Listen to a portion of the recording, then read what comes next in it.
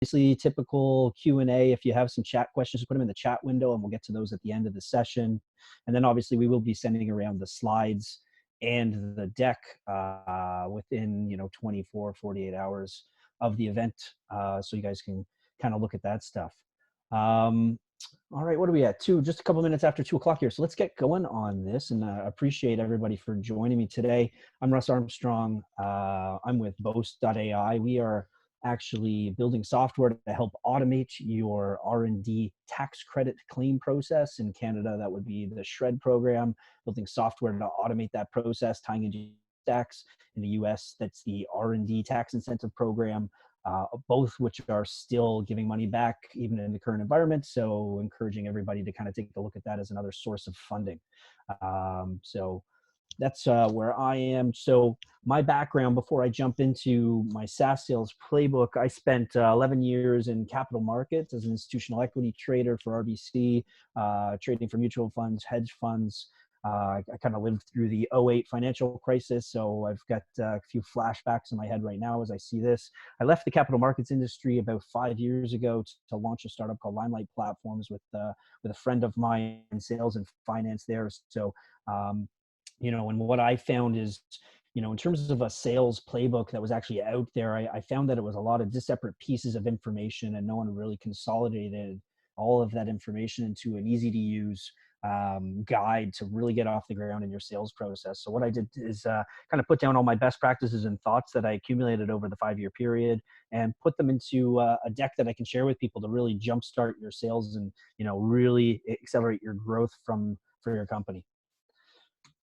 So typically what we find with early stage companies is you see the founders who have domain expertise. Maybe they've recognized a problem within the industry that they previously worked at, and they have that domain expertise and contacts and networks within it, and they make up the first significant sales of those early stage companies, which is all great and fine as you're proving out your product market fit. But at some point, a CEO and a founder needs to move on from this point person, from all the key sales. So how do you move on from that? How do you turn this into a repeatable, scalable sales process for your team? And that's kind of the goal of what we're going to go over today, is just talking about, how you set up a process, what that should look like, and how that looks like under different scenarios. So when I say repeatable is getting your messaging right and really narrowing down what that value proposition. I'm going to talk about value proposition a lot today. What is the value that you are delivering for your customers? And you're going to have to get that. And it's not as simple as you're going to do it once. It's going to be evolving, especially in the early stages of your company when you're really figuring out product market fit and go-to-market fit. How is that value proposition going to be changing? What are the different segments of the market that it's really going to resonate with, where you're going to be able to see that success? So that is the key for that repeatable part. And then the scalable part is, what processes do you have in place for you to add more people to your team to be able to scale this out? So how is everybody going to be on the same page? What material, what ideas are they all referencing when they're going through their sales process? So that's what we're going to be talking about a little bit today. There's revenue, and growing your revenue kind of goes across the board here. And 3 of your ways to grow your revenue is more customers and more users, which will be our focus today, is what we're really going to be looking at. The other thing you could look at is you're increasing your average selling price and then increasing purchasing frequency. We're going to focus on the first one today, really on those early stage companies, learning how to acquire more customers and users for your product. So first step when you're going through this, and when you have some early data and some early successes, you're really going to have to identify your customer. So your ideal customer profile, so your ICP. You could have possibly more than one ICP, but you're going to want to define these, because you're going to want to get into your buyer's head in terms of what they care about and what they need. So your ICP is going to be industry specific, the types of companies that you're going to be targeting throughout your sales process. And once you have your ICPs, you're going to want to build out buyer personas for those ICPs. And you could have multiple segments, as I just mentioned. So your buyer personas could stretch across it, but you're going to want to get into the head of those buyers who are responsible.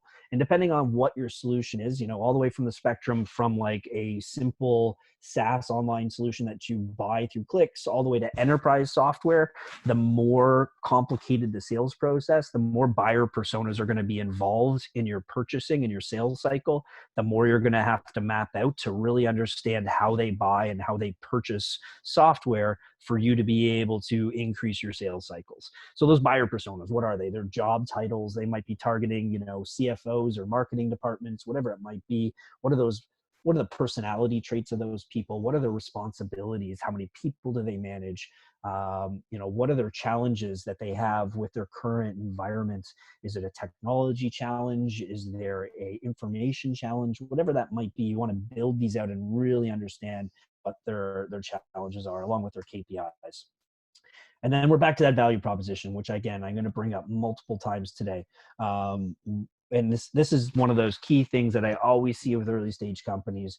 You talk about what your product does. And it's not what your product does, it's what value do you bring to your consumer. That's what they really care about.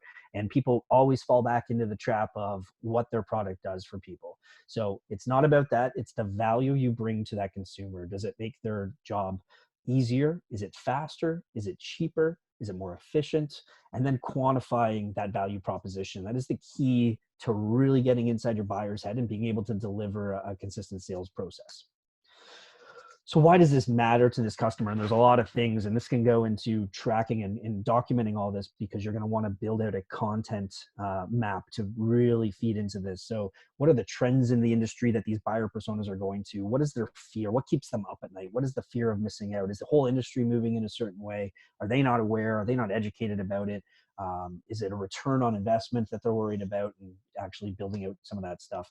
And then what you need to support all this is a content library that supports the buyer journey throughout this cycle. And we'll get into that a little bit later in the presentation today. All right, we're going to talk about styles of positioning real quick. And this is just a quick synopsis of kind of where you live in terms of the spectrum. So, there's three that we kind of generally talk about. One is like head-to-head, where you're competing. I always say competition is great. Competition is a good thing, especially in a large market. That means that there is an actual market out there. That means it's proven. That means VCs are funding it. That means that there is, a clear market where you can sell into. So this is key on that head-to-head side. You're just going to have to come up with a better execution strategy than the next person to win in that space. Second kind of segment and positioning is big fish, small pond. We talk about CRMs for example, we have Salesforce, which is clearly a market leader. But if you think about how many actual CRM systems are out there for separate little niches, like dentists, like lawyers, like accountants, who have a certain set of features or sub features that is not available for on Salesforce, or would cost too much to implement. That's where you get into this big fish, small pond, where you're able to describe what your value proposition is very easily. The hardest by far, but also can have the most upside in terms of your growth, is category creation. So that is creating a whole new space and a whole new way to think about it. And this has to do with a lot of education, because typically in the category creation side, your buyers don't even recognize they have a problem yet.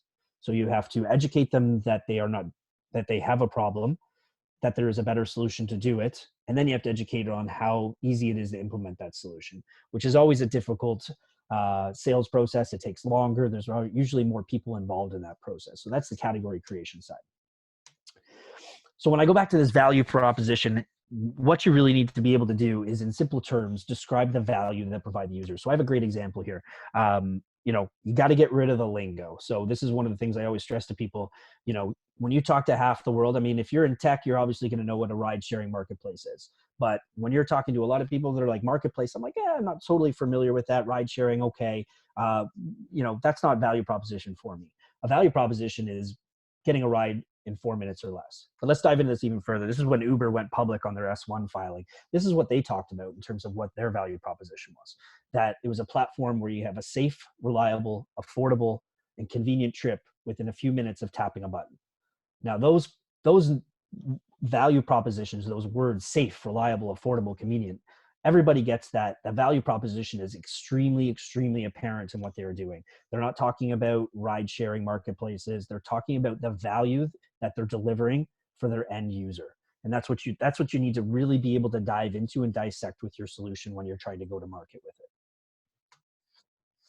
So how-to positioning. So we're just going to do a little quick one on this. And this is an exercise you guys can kind of take at home and kind of put it together here. Just notes to really try to, document and get the ball rolling and building out what your process is going to be. So from a competitive analysis, this is one of the key ones.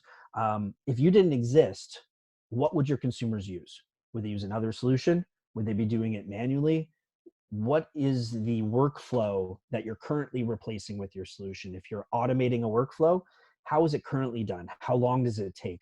Show the pain points. And this is when you can start to create great content ideas about showing people the pain that they're experiencing without them even realizing it. So this is a good one to start off with.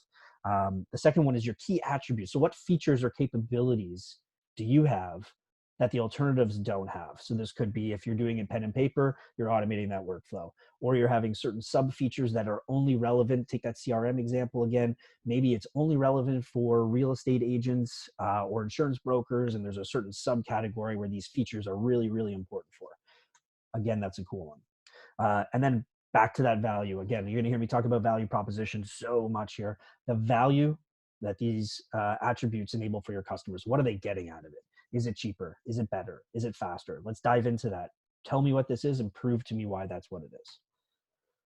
And then what is that customers who care? So again, back to the ICP and the buyer personas, write those down, start to get that going, start to think about who those people are.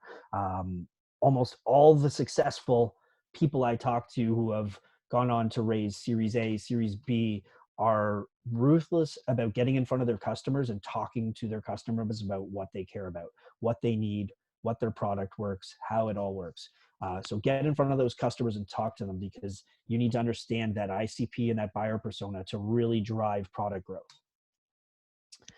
And then what context makes your value obvious to your customers? So how are you going to scale it in terms of the market context? All right, so that's just some exercises and kind of like the preliminary work you need to do before you go into it. I'm going to talk about the sales process a little bit more. And this is kind of across the board in terms of your business development team. So you're going to see your different departments. So within your marketing departments, within your business development reps, within your account executives, and your customer success. All these are massive, important pieces of the puzzle for growing your sales. But I've kind of dissected down into what are the activities that these people are doing, so you can start to kind of quantify the results and thinking about who should be responsible for what as you start to build out your scalable, repeatable sales process. So on your marketing side, you have your SEOs, webinars, events, PR, social, organic, paid, and the KPIs you're tracking against those are in MQL. So a marketing qualified lead, and we'll go into that a little bit later. For your BDRs or your SDRs, inbound qualification or outbound lead generation is what the activities that they'll be doing, and their KPIs are SQLs and SALs, and the opportunities that they're booking and the meetings that they're booking, and those are the things that they're going to be measured on in terms of success. For the account executives, this is when that pass off happens from that SDR or BDR to that account executive. The account executive is going to be responsible for demos, for workshops, for negotiating and handling objections from those buyers to help navigate that sales process. And obviously, the more enterprise and the larger the contract value, the longer that sales process is, which means that account executive needs to be even more dialed into what that buyer is doing. And they're against bookings is what their primary KPI is. And then a massive, massive piece of this is obviously your customer success. No one wants to see a churn rate that's high. So being able to deliver on that value proposition and nurture that client, depending on the type of industry you're selling in or how you're selling it, There's two types where it's like, you grab a toehold and then you might have 90% of your upside in growth and selling across the organization versus selling in across the organization in a fell swoop. That customer success piece is so key to deliver a great experience if you're going to sell across that organization and upsell across it. So some of the KPIs that they can be measured on is that upsell, renewals, churn, and NPS, your net promoter score. So here's some of the metrics that you're going to need to calculate. And the way we do this and the way we think about this is your customer acquisition cost. But you also have to think of this in terms of cohort, especially in the early stages of your company. You're going to be pivoting quite often in terms of messaging, trying new messaging, trying new targets, trying new thought leadership pieces. So you're going to have this in terms of cohorts. You're going to want to measure your customer acquisition cost across your different cohorts, across different periods of time. Again, with that, you're going to want to have your LTV and your ARPU. Sometimes, in early stage companies, I get this question a lot around, calculating your lifetime value. Sometimes that's really hard to do in those early stages. What you're really going to want to do is just estimate this, because you might not be able to have this. So you're going to have to put a best guess together that you're going to have to work against, because you're not going to have enough data to complete it. But put a best guess together, which is a conservative estimate, state your assumptions and work off of that, because you're going to need to work with something. You can't work with nothing. So obviously the ratio you're going to be shooting for is a 3-to-1 ratio. Here's a quick graph on kind of what that means. At a CAC to LTV at 1-to-1, you're just paying back your customer acquisition cost. At a 2-to-1, you're now making money, and 3-to-1 is kind of where you're targeting, is what you really want to see in terms of that, growth and hockey stick growth on a 3-to-1 payback ratio. So the different types of sales team structures, in the early days of your company, you're not going to have enough resources. So we call that an island approach, where your sales executives are going to be end to end, where you're going to be prospecting, converting, closing, activating, kind of across the board. You're going to be in customer success. You're going to kind of be in every aspect of it. And then as you mature a little bit more, you can move into more specialized roles like assembly lines, where you'll have, marketing, BDRs, AEs passing off to customer success. So that's generally what you'll see as the sequence as you start to get more mature as a company. And then you'll move into even more segmented pods. Like I said, you might have multiple targets that you're going after. You might have different types of buyer profiles. So at Limelight Platforms, we were selling marketing technology. We could sell to enterprise, or we could sell to agency. Very, very different KPIs, very, very different users. Different types of sales processes going into both of those different people. So we had different pods for those different segments. We could even segment it into to have, industry experts across finance versus automotive, because of the lingo, because of some of the questions that they would ask around the purchasing cycle. So we developed pods around those different go-to-market strategies for the different verticals that we were selling into. Rule of thumb is you want to have a pod revenue 2 times the salary cost within those pods. That's for down the road, for sure. So here's an interesting thing that kind of, we discuss out there in terms of your sales design. I mean, the previous culture in sales before SaaS and before it really came out, you'd always have superstars. And the superstar sales culture is, the guy who can sell anything to anybody, who can talk to anybody, who gets along with everybody and can just find a way to relate to that buyer to sell it. That is not something that is scalable and repeatable, because it's a unique attribute of that person. So designing a process around superstar culture will result in failure. What you do is kind of work backwards in terms of that pyramid and build it on a science culture. And that science culture starts with process. It starts with messaging. It starts with getting the right team in place, building technology to support that, enabling your team to really build out that process in the opposite way of a superstar culture. And that's what that kind of is all about. This is one of my favorite graphs of all times. That really kind of helps you understand where you live in terms of the spectrum of your go-to-market strategy. Some interesting thoughts here. Across the bottom, you have your average contract value. So in terms of if you have a very low cost solution that you're providing to the market, obviously your customer acquisition cost is also going to have to be extremely low to be able to have that 3-to-1 ratio or greater in the market. So if you have a low ACV, you're going to be over on the freemium or web sales, online sales kind of world in terms of what you should be thinking about in terms of strategies of your go-to-market strategy. The very transactional sales, so you're not really getting involved with a whole lot of human interaction.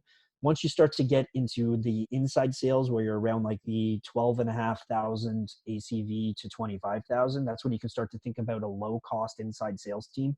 And that low cost inside sales team will then start using methodologies for selling like solution selling or consultative selling, where they're selling in as a trusted advisor more so than just trying to hammer hone a transactional sale. And that's where you can start to build those out.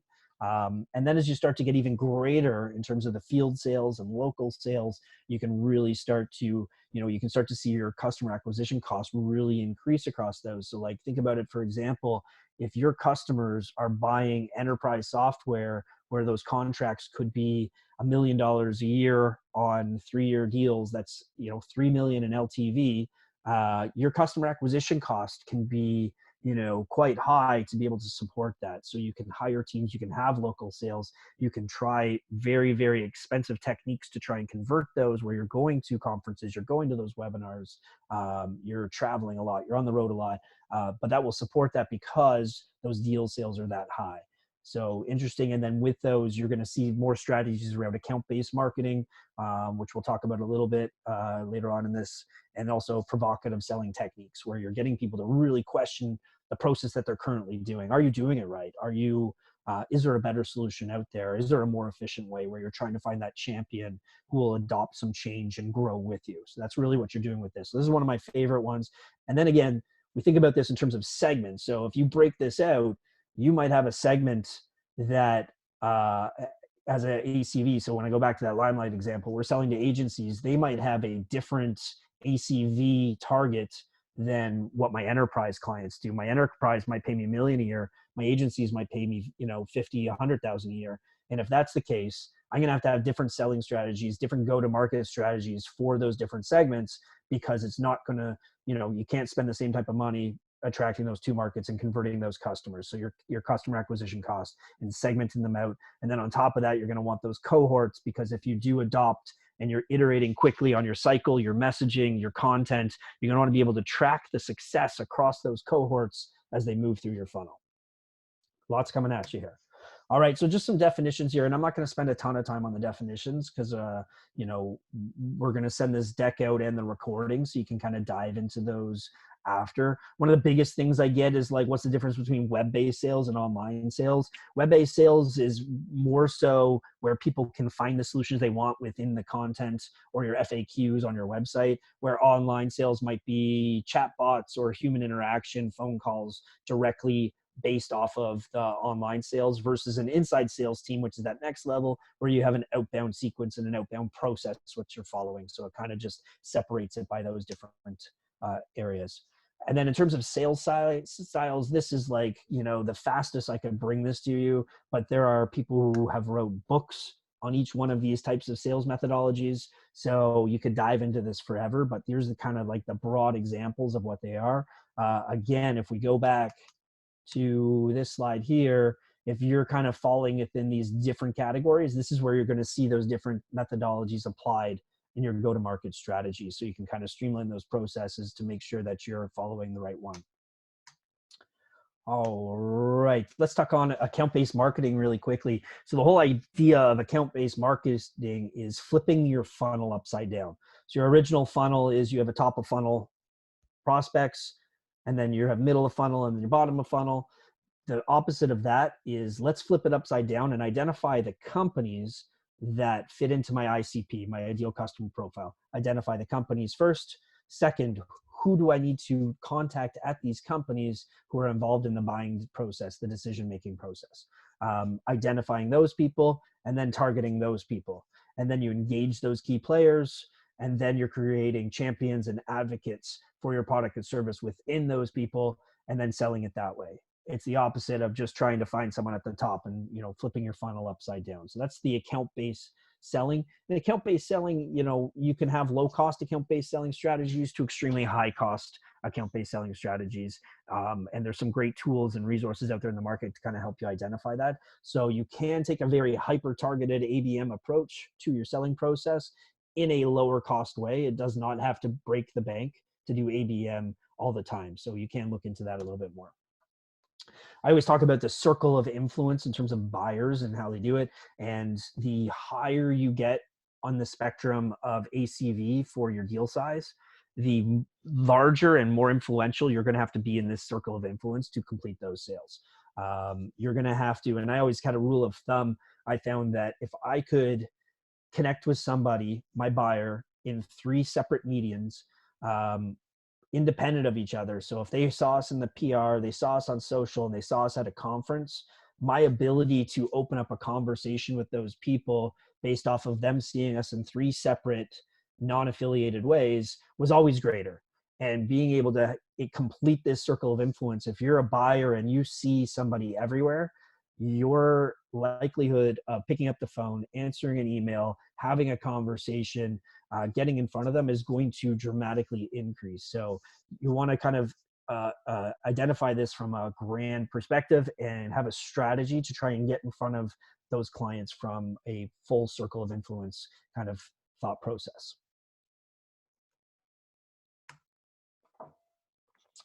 All right, so let's get into the definitions, and this is where it gets a little bit deeper here in terms of how you're tracking the data. The data for your process is so key to help you understand what's working and what's not working, especially with the number of iterations that you're going to have throughout your process. For you to put out a new landing page to see if it works, some new content, a new white paper, a new infographic that's really helping drive home the value proposition of what you're selling. You're going to have to be able to track this across to understand where you're succeeding, where your process is breaking down. So if we define the sales funnel kind of through like awareness, education, selection, and then you've committed, and then this is your onboarding, use, and grow on the other side. And that's the customer success, the upsell, the account management side of it. So here are the definitions that we kind of look at. So a prospect, an MQL, a marketing qualified lead, a sales qualified lead, a sales accepted lead. So those are the definitions that we're looking at. So let's define these a little bit for you. And the key to having clear definitions for your team, obviously, is, as they always say with any data and anything you're trying to analyze, garbage in, garbage out. If people are following different rules, then your data is not going to be usable across your organization. People have to have set rules and set definitions for what qualifies for those certain targets for you to be able to make use of the data. So have these clearly communicated and easily accessible for your entire team, so everybody is following the same steps. So your prospect, obviously, these are the people who are at the very top of your funnel, people who you want to talk to, or people who have done something on your website, or who are before you've actually had that first touch. MQL, a marketing qualified lead. This is when your marketing is really getting involved here.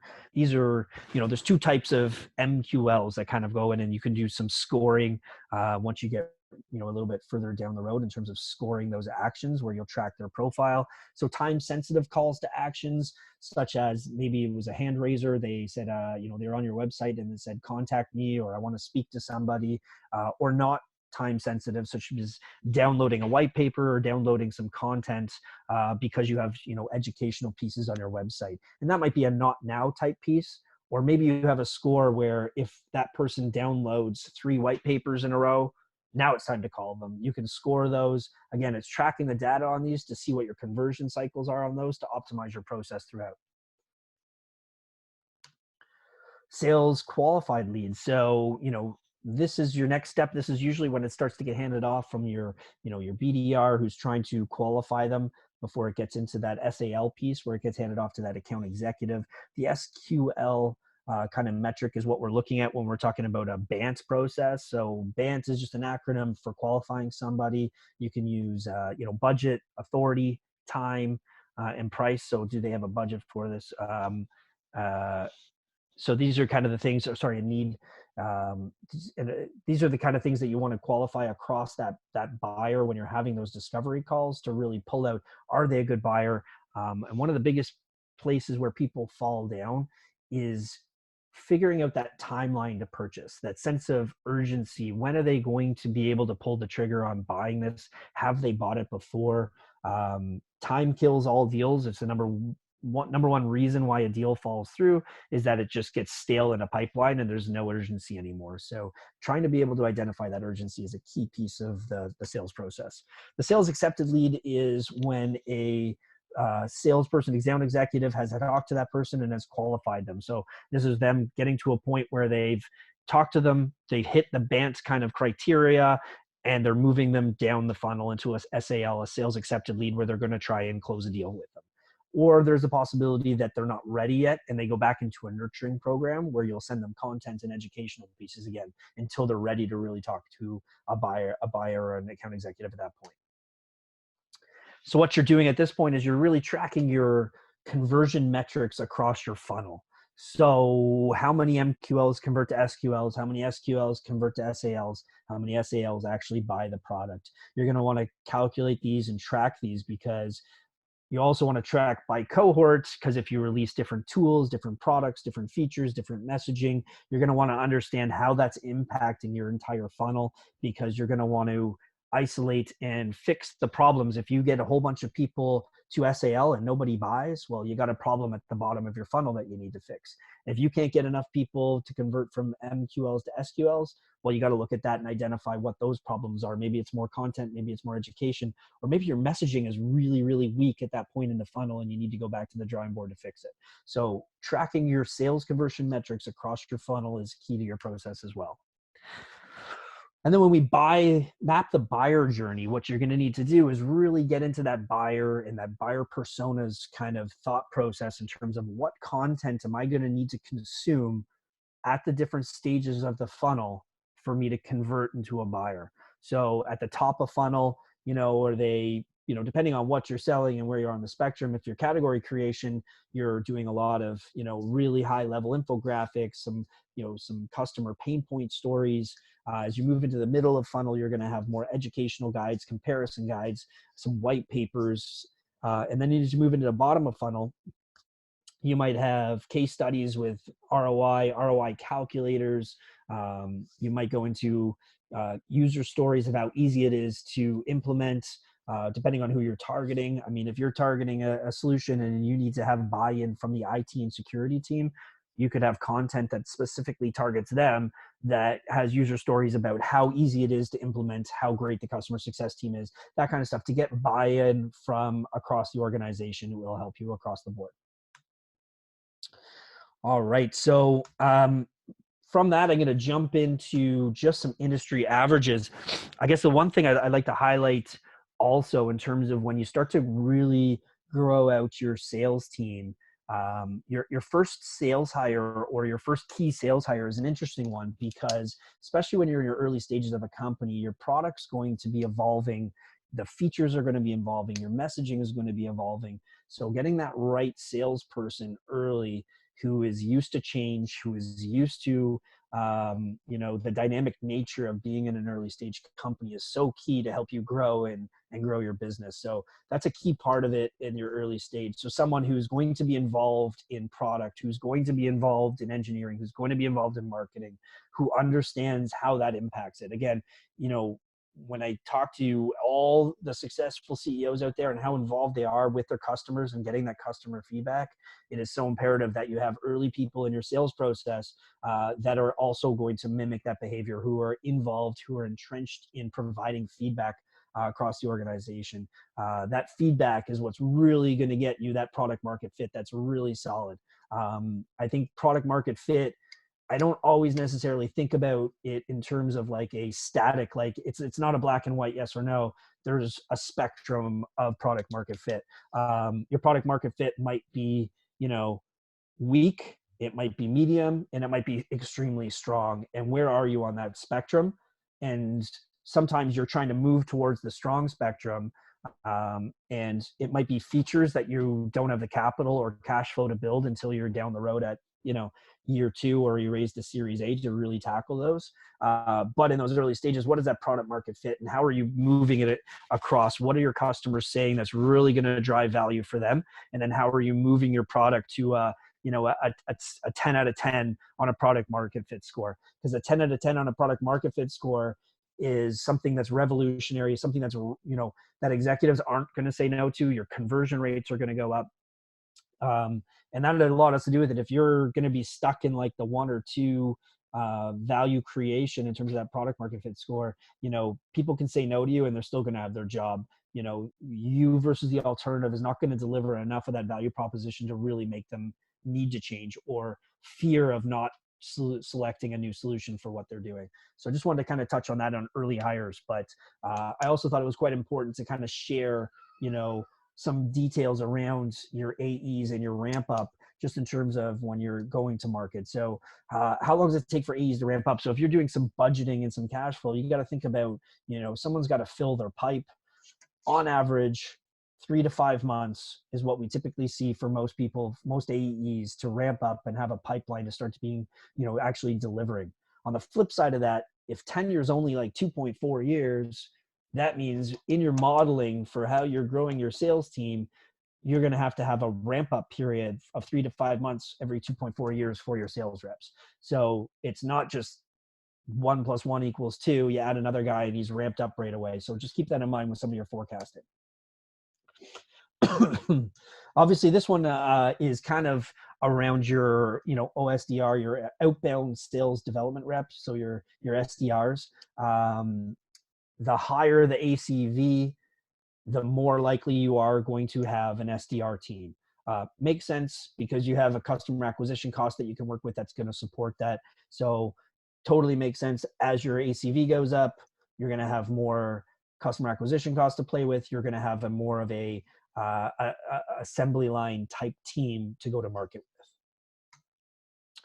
On the flip side of that, when you start to get into the enterprise world, the larger the ACV, the average contract size, the less of your pipeline is going to be sourced from marketing. And that's because that circle of influence is so much greater than just what you're doing in a marketing sense, that you're going to have field reps, people in the market, people making relationships and networks within those local markets, especially when you start to get into like, think about an ERP software, like, selling that SAP software, NetSuite. They're selling, $5-10 million software solutions to clients. They're spending months with those buyers, understanding what their needs are. You're not going to get any of those solutions from marketing. It's just not possible. So this kind of makes sense too, but just kind of putting some graphics inside of it. If you're tracking your data and they're not lining up with what these industry averages are, you should be asking yourself why. When do I need an assembly line? It's a great question as well. So as you can see, as you start to grow higher on your ACV, the more likely you're going to have an assembly line and have your SDRs in place. So as you grow from 100K, at the 100K plus ACV level, 83% of teams have an assembly line. So an SDR that hands off to an account executive. Another interesting one, just make sure you understand your payment and how you're paying your teams, which is always a tough one at an early stage company, just because if you're just developing your go-to-market strategy and your forecasts, it's very difficult to put numbers in terms of those targets down against those. So, being able to hit that OTE, that on target earning number, is critical to keeping those team members for at least those 2.4 years. Obviously, if you're not going to be able to have people hit those OTEs, then you're going to have your tenure rates even go lower than that, where you're going to have even more ramp up and wasted onboarding time before you have fully contributing sales reps. So these are some numbers that we put together, in terms of base salaries and OTEs and what that mix is for those people in terms of that salary compensation. I think one of the key things also with those early stage companies is to have some flexibility about making sure those clients hit those targets, making sure your employees hit those targets. If you want to keep people happy, and I'll get into that a little bit in terms of performance and measuring it. Sometimes you can't measure the sales necessarily because maybe your product's not ready to go full into market, or maybe it's more important for you at this point to get a new logo, get a customer who wants to grow with you, who buys into your vision, who buys into the solution that you're going to build over the next 5 years, maybe it's more important getting that logo and getting that user and that feedback. So you're not going to capture, maybe you're going to discount that price by, 50, 75%. And if you're doing that, now you're not comping your rep fully. So how are you making up the backfill on that? And these are the things, the conversations you're going to have. If you have a good sales rep, treat them well, and, make up that difference on discretionary bonus to make sure they're getting whole. And this is what I was talking about here in terms of measuring performance. You can't always just go off that revenue number. You got to measure multiple things across the pipeline. So you got to measure, the conversion funnel. Are our conversion metrics good? Are they improving? Are we making changes and iterations to help make those even better? And you can manage activities, but not always results. Managing activities is, are we having enough conversations? Are they qualified conversations? Maybe you haven't quite hit that product market fit yet, and it's not quite perfect. So you can only manage the activities and the iterations around going into really try to solidify what that product market fit and that go-to-market strategy really should be. All right. So, and then just some activity levels. And this is more for ramped up teams where you actually have a fully functioning team in place. And these are some averages just that were put out there from the team. So just some numbers here for everybody to kind of take a look at. I'm not going to spend a ton of time on those because we'll probably get to some Q&A pretty shortly. This is another key thing just in terms of the sales enablement tools that are out there for teams and what people can use to really increase the velocity of their sales team. When you look at this, what we're looking at here is the people who, the first tools that people buy to help people with their automation is email automation, tracking, and cadences. So your cadences would be the sequence that you're going to send somebody over a 1, 2, 3, 4 week period and what those touch points are. So that's the first piece of software that people are typically buying. Second piece of software that people are spending money on is contact data and account intelligence. Obviously, this is key for your finding out the prospect information from your ICP and buyer personas. So getting accurate information, accurate phone numbers to help with your process. Third piece of information or software people are buying is, Adobe eSign or DocuSign or something like that. And this always, depending on the number of deals you're doing, obviously in the early stages, this would matter more so if you have a high volume of transactions versus a low volume of transactions. You're not going to need the same type of e-signature solutions in place. And then you can see here, LinkedIn Navigator is kind of the next thing people go to. Click to dial, call recording and conversation analytics like gong.io is really down funnel a lot more. Advanced forecasting, pipeline analytics, and then finally kind of the leading people who are, really spending the money in gamification and leaderboards to really gamify the whole sales process is what people are spending on the high end of it. Here's some typical packages that we see people spending money on. Again, you're going to have to bake this into your costs. The efficiency that people get from these velocity tools are amazing. So you definitely want to spend the money on it or find a way to kind of bring that in to the realm of what your team is using to increase the velocity of their outreach. And then obviously, as you start to move up the chain in terms of like what people are spending on the leadership roles within their teams. So think about this from like, OTE perspectives of, different levels. So, for VP of sales in 2017, I should get some updated data here, but about 250 level for a VP of sales, the director level 176 and the manager 138 level. Just some ballparks to keep in mind when you're doing those plannings. If there's any founders on the call here, when you're doing your forecasting, you're going to have to put some of these numbers in place. So these are some good placeholders to kind of think about in terms of those forecasts down the road. So with that, I kind of going to wrap it up there. I know there was a whole lot kind of within the presentation here, and kind of figured I'd open it up to some questions at this point. And, I might not be able to get to all of them, but again, you can kind of, the deck will be going out and you can always reach me. You can connect with me on LinkedIn as well. I've got some other content on there that I'd be happy to share, a pipeline velocity guide, and even on the financing side. I have Entrepreneur's Guide to Fundraising, how to create pitch decks. So a bunch of content that's free on my LinkedIn page if you want to check it out. Happy to share that kind of stuff. But yeah, let's jump into some questions and answers at this point. And let's see. So one of the questions here is, how does one sell against clients who are afraid and feel the need to contract right now? What are you guys seeing? What are you doing in this environment? Yeah, this is what the financial industry likes to call a black swan event, where it's an event that you're not going to be able to, the 2008 financial crisis was a black swan event. Although if you watch The Big Short, they try to make it like everybody knew it was going to happen. But if everybody knew it was going to happen, no one would have, everybody would have made money off of it. It wouldn't have happened. So this is what they call a black swan event.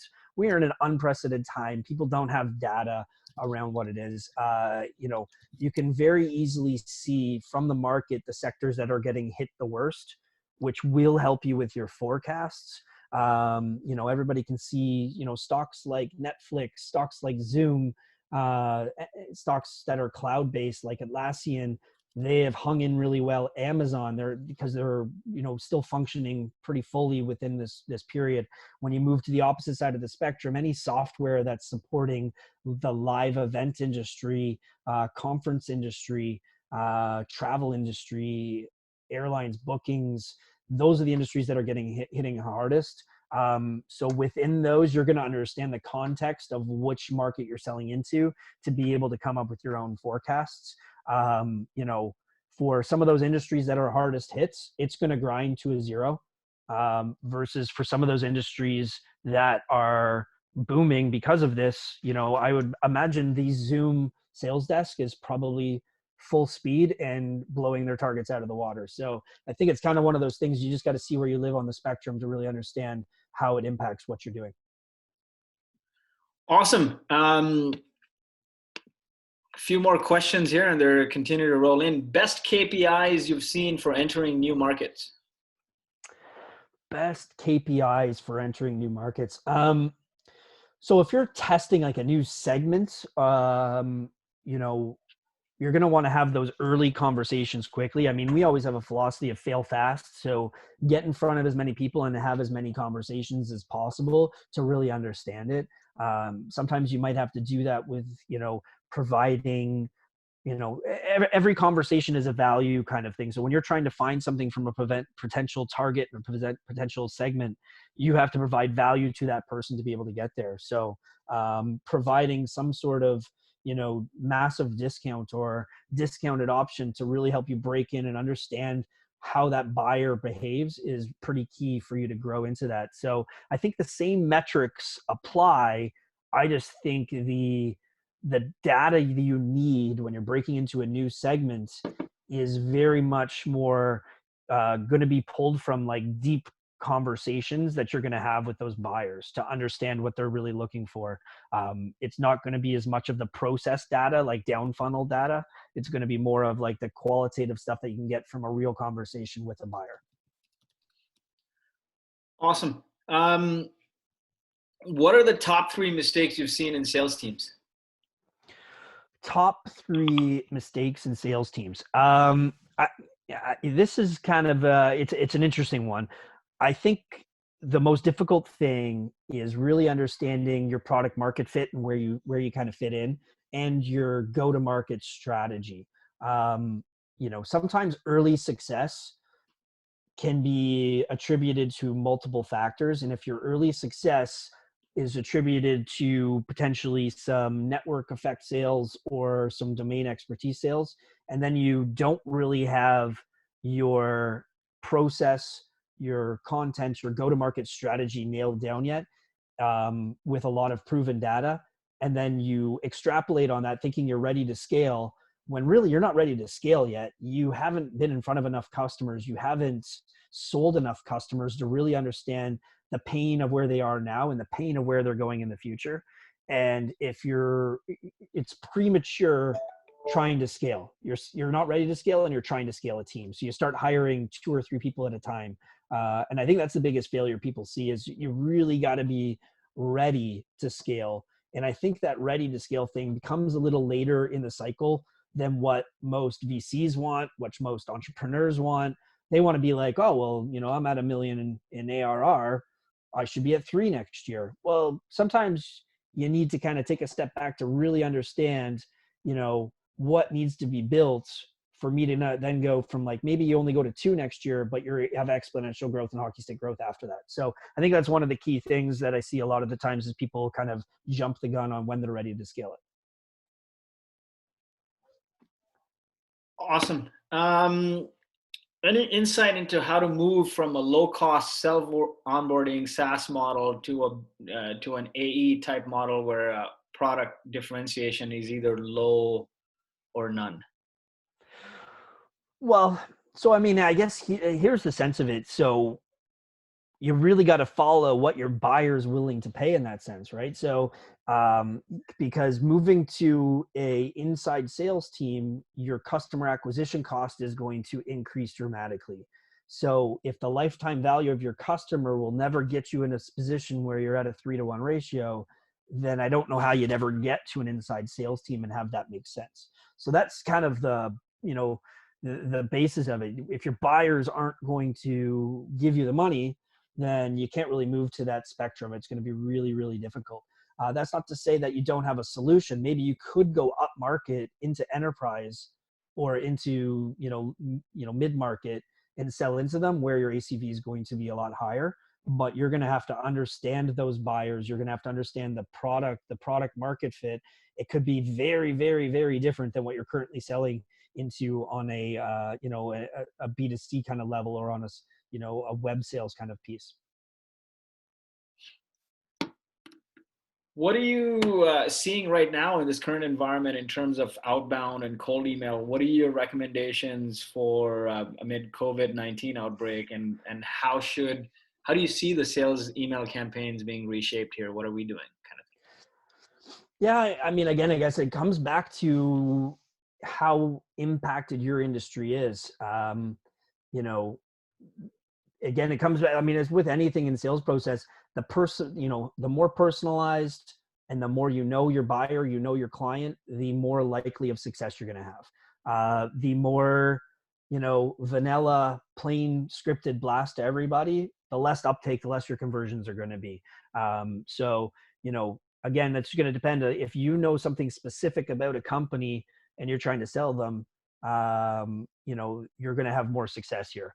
Again, if you're trying to sell into, the CVent space, Splash, that kind of space right now, they're going to be shut off right now. They're not going to have any buying authority whatsoever. They're going to be on complete lockdown. So I think it's just knowing your client, know where they are, understand their business, understand where they are and some of the things they're going through.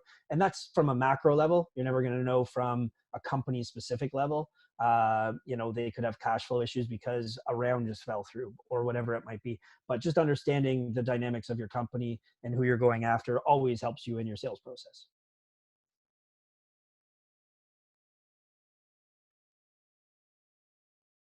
5 sales KPIs to be tracking. What do you see are most important?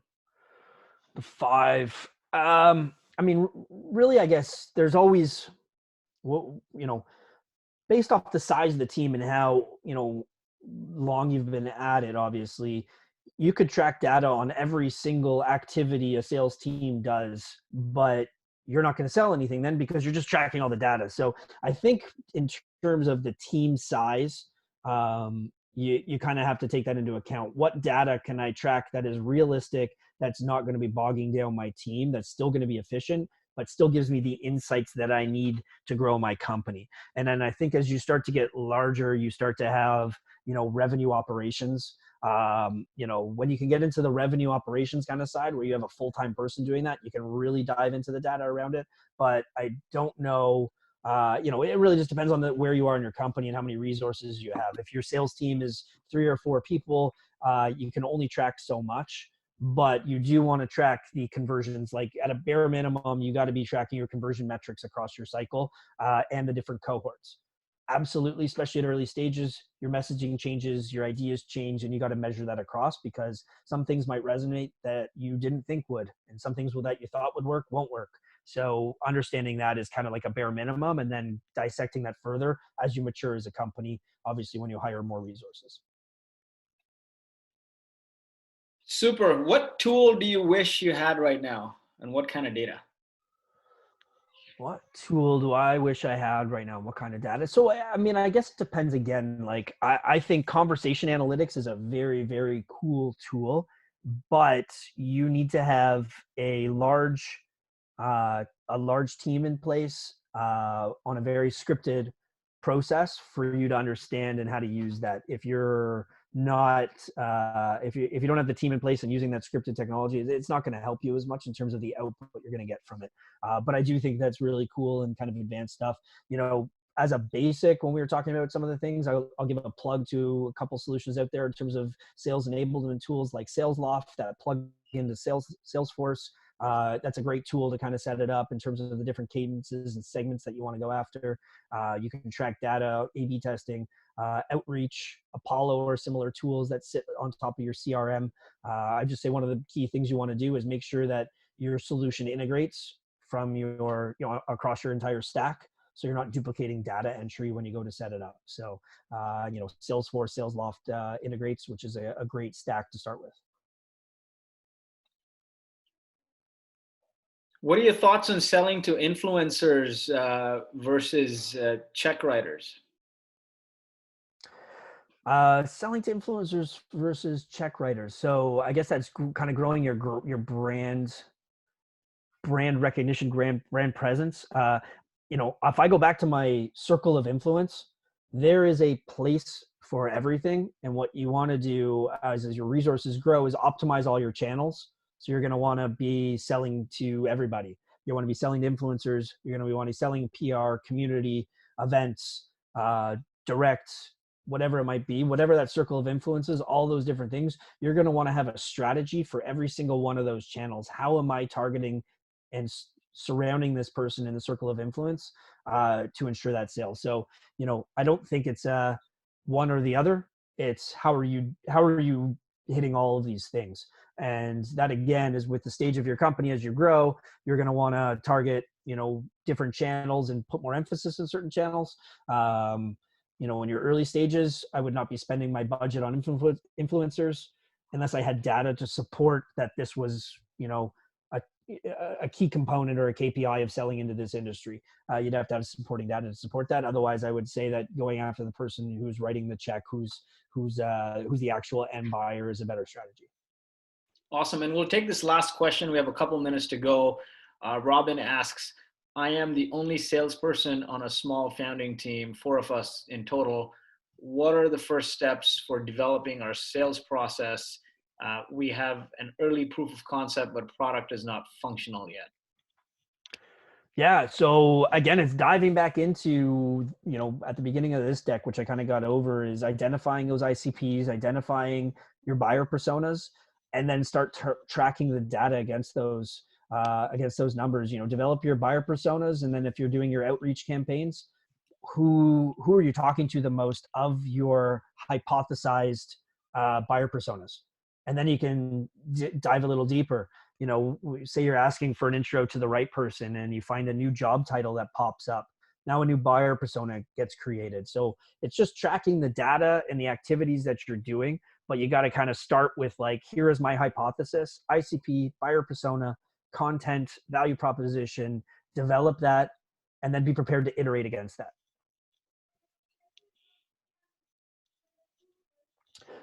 All right, I think we're hitting the top of the hour, so we'll cut it off there. As I mentioned, we're going to send the recording plus the deck around to everybody so they can have a copy of it.